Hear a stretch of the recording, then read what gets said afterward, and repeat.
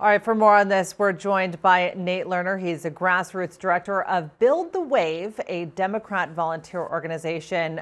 Nate, thanks for being with us. Wow. So we knew that there would be some tough words in this meeting, but there were fireworks. And actually, what's interesting to note is that the president wanted to make this public.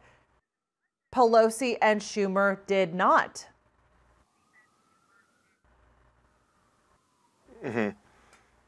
Well, I think they knew that with the cameras in the room, Trump was going to do a lot of posturing, which we certainly saw, although quite a bit more than expected, perhaps. And he's trying to take his usual strongman approach on this, but it's backfiring horrendously because now he has full ownership over this shutdown, which is certainly looming. Well, it's interesting, though, because at one point, Pelosi said, we gave the president two options. This is his choice, accept one or shut down the government. That sounds like an ultimatum, too. It does, but Democrats have met him part of the way. They're providing $1.3 billion for border security. If Trump can't do anything with if Trump can't keep our border secure with $1.3 billion, then he isn't fit to be president. He isn't fit to be running border security. He's demanding $5 billion for a border wall, which, number one, we have absolutely no need for since net immigration from Mexico is actually zero. We are losing as many immigrants to Mexico as we're gaining. And in fact, the number of illegal immigrants currently residing in the U.S. is at a 10-year low. So this is nothing more than fear-mongering to try to rally up his base, to try to make Democrats look bad, and it goes completely against the facts. And experts agree that a border wall actually isn't even the best way to keep the border secure, so it's absolutely unnecessary. And I'm just playing devil's advocate here, Nate, because we don't have a Republican on the panelist here. But interesting to note, though, that Nancy Pelosi is trying to play to her Democratic base as well. She wants the role of House Speaker. So she did come out swinging in this meeting also. She did, but she has a much stronger mandate to do so. Now, keep in mind, just a month ago, voters went to the polls to vote on this issue.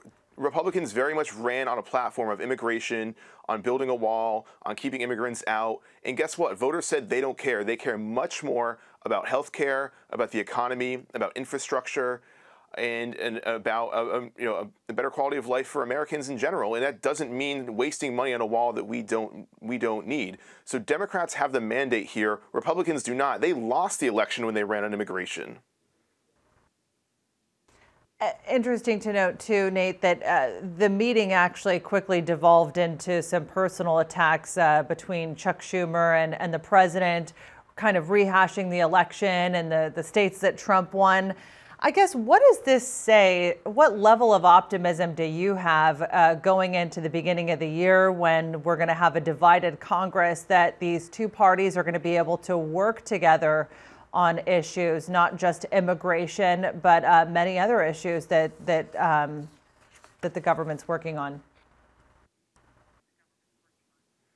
That's certainly a concern. It is unfortunate to see our government devolving back into partisan bickering. But what's interesting to note is that when Republicans controlled Congress and the White House, they still couldn't get anything done. This would be the third government shutdown, if it happens, in the last 2 years, and that's with Republicans in complete control.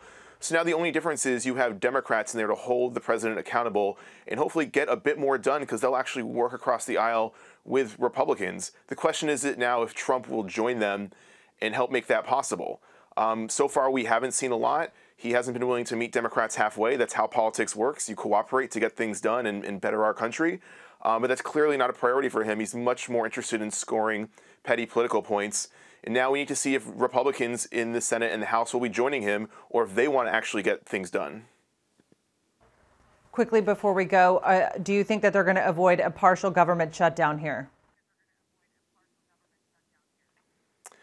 I don't want to make any predictions. I would say based on this interaction that we saw that we are likely going to see a shutdown. But if we do, it's going to be entirely on Trump. So, so be it. All right. Nate Lerner with the Grassroots Director of Build the Wave. Thanks for being with us.